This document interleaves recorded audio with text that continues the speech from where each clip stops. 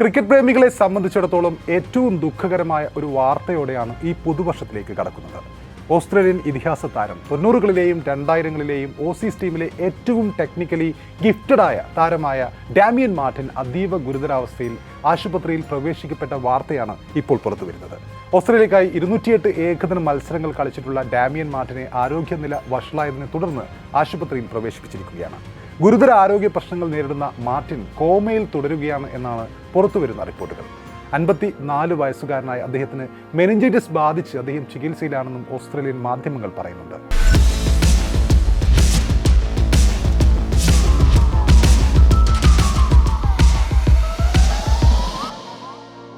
അപ്പോൾ ഡാമിയൻ മാർട്ടിൻ്റെ ഈയൊരു ഗുരുതരാവസ്ഥ, ഡാമിയൻ മാർട്ടിനും കുടുംബത്തിനും ഒപ്പം നിൽക്കേണ്ട സമയമാണിതെന്ന് പ്രതികരിച്ചുകൊണ്ട് ആ കാലത്തെ മാർട്ടിനൊപ്പം കളിച്ചിരുന്ന താരങ്ങളായ ആഡം ഗിൽക്രിസ്റ്റും ഡാരൻ ലേമാനും എല്ലാം ഇപ്പോൾ രംഗത്തെത്തിയിട്ടുണ്ട്.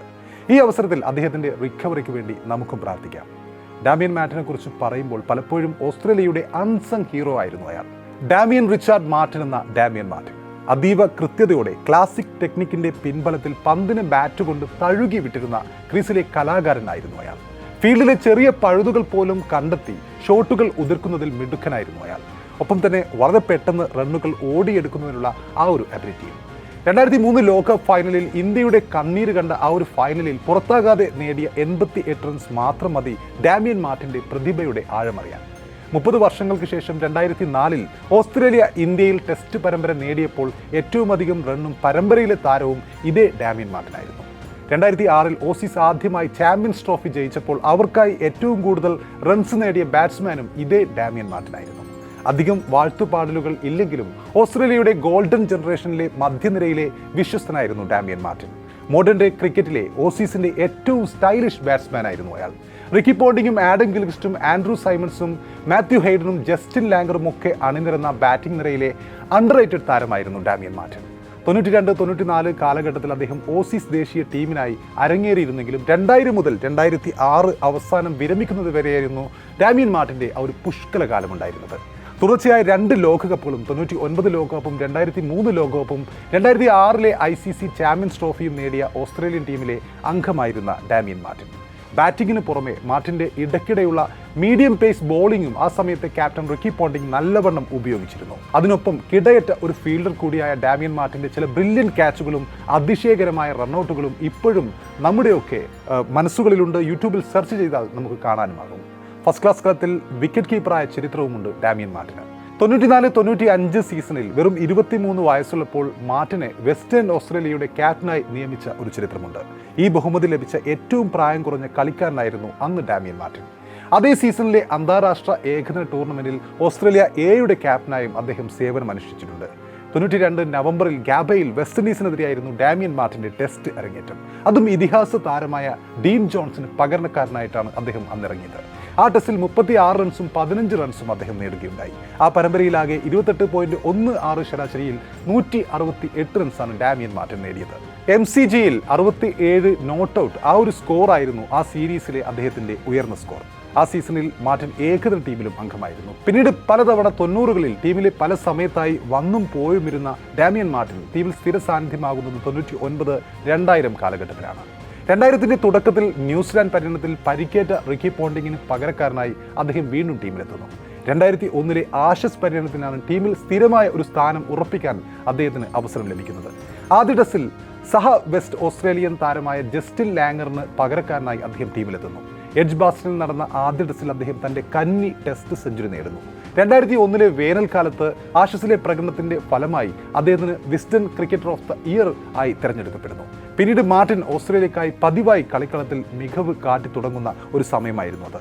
മധ്യനിരയിൽ ഒരു അവിഭാജ്യ ഘടകമായി മാറുന്ന ഡാമിയൻ മാർട്ടിൻ ഒടുവിൽ മാർക്ക് വോയുടെ അന്താരാഷ്ട്ര വിരമിക്കൽ കാരണം രൂപപ്പെട്ട ആ ഒരു 4ാം സ്ഥാനത്തുള്ള വിടവ് നികത്തുകയും ചെയ്യുന്നു. പിന്നീട് അദ്ദേഹം 4ാം സ്ഥാനത്ത് സ്ഥിരപ്രതിഷ്ഠ നേടുന്നു. 2004 ശ്രീലങ്കൻ മണ്ണിൽ ഓസ്ട്രേലിയ 3-0 പരമ്പര നേടിയപ്പോൾ ആ സമയത്ത് ആ പരമ്പര തൂത്തുവാരാൻ സഹായിച്ചത് അദ്ദേഹത്തിൻ്റെ നിർണായകമായ 2 സെഞ്ചുറികളായിരുന്നു. അതിനൊപ്പം തന്നെ 30 വർഷത്തിലേറെയായി ഓസ്ട്രേലിയ ഇന്ത്യൻ മണ്ണിൽ ആദ്യമായി ഒരു പരമ്പര ആ സമയത്ത് ജയിച്ചപ്പോൾ അദ്ദേഹമായിരുന്നു മാൻ ഓഫ് ദ സീരീസ്. 2 സെഞ്ചുറികൾ നേടിയ അദ്ദേഹം 3-ാം ടെസ്റ്റിന്റെ 2-ാം ഇന്നിംഗ്സിൽ 97 റൺസിന് പുറത്തായപ്പോൾ ഡോൺ ബ്രാഡ്മാൻ ശേഷം 3 ഇന്നിംഗ്സുകളിൽ നിന്നും 3 സെഞ്ചുറികൾ നേടുന്ന ആദ്യ ഓസ്ട്രേലിയൻ ബാറ്റ്സ്മാനായി മാറുന്നതിന്റെ തൊട്ടടുത്തു തന്നെ എത്തിയിരുന്നു. 2004-2005 സീസണിൽ പാകിസ്ഥാനെതിരെ സ്വന്തം നാട്ടിൽ 2 സെഞ്ചുറികൾ നേടിയ അദ്ദേഹം 2005-ൽ ന്യൂസിലാൻഡിൽ ഒരു സെഞ്ചുറിയും 12 മാസത്തിനിടെ 61.84 എന്ന ശരാശരിയിൽ 1608 റൺസും നേടിയിരുന്നു. ഇതിൽ 7 ടെസ്റ്റ് സെഞ്ചുറികൾ കൂടി ഉൾപ്പെടുന്നു. 2005-ലെ മികച്ച test player of the year, അതായത് അലൻ ബോർഡർ മെഡൽ അദ്ദേഹത്തിന് തെരഞ്ഞെടുക്കപ്പെടാൻ പര്യാപ്തമായിരുന്നു ആ ഒരു വർഷത്തെ ഫോം. 2006-ലെ ചാമ്പ്യൻസ് ട്രോഫി ടൂർണമെന്റിൽ ഇംഗ്ലണ്ടിനും ഇന്ത്യക്കുമെതിരെ തുടർച്ചയായി മാൻ ഓഫ് ദി മാച്ച് അവാർഡുകൾ അദ്ദേഹം നേടുന്നു. വെസ്റ്റ് ഇൻഡീസിനെതിരായ ഫൈനലിലും മികച്ച ഒരു ഇന്നിംഗ്സ് തന്നെ അദ്ദേഹം കാഴ്ചവെക്കുകയുണ്ടായി. ഇത് ഓസ്ട്രേലിയയെ ആദ്യമായി ടൂർണമെന്റ് ജയിക്കാൻ സഹായിക്കുകയും ചെയ്തു. ടൂർണമെന്റിൽ ഓസ്ട്രേലിയയുടെ ഏറ്റവും കൂടുതൽ റൺസ് നേടിയ കളിക്കാരനുമായിരുന്നു അദ്ദേഹം നേരത്തെ പറഞ്ഞതുപോലെ. 2006 ഡിസംബർ 8-നാണ് ഡാമിയൻ മാർട്ടിൻ അന്താരാഷ്ട്ര ക്രിക്കറ്റിൽ നിന്നും വിരമിക്കൽ പ്രഖ്യാപിച്ചത്. ഡാമിയൻ മാർട്ടിൻ നമുക്കറിയാം ടെസ്റ്റ് ക്രിക്കറ്റിൽ 13 തവണയും ഏകദിന മത്സരങ്ങളിൽ 5 തവണയും സെഞ്ചുറി നേടിയിട്ടുണ്ട്.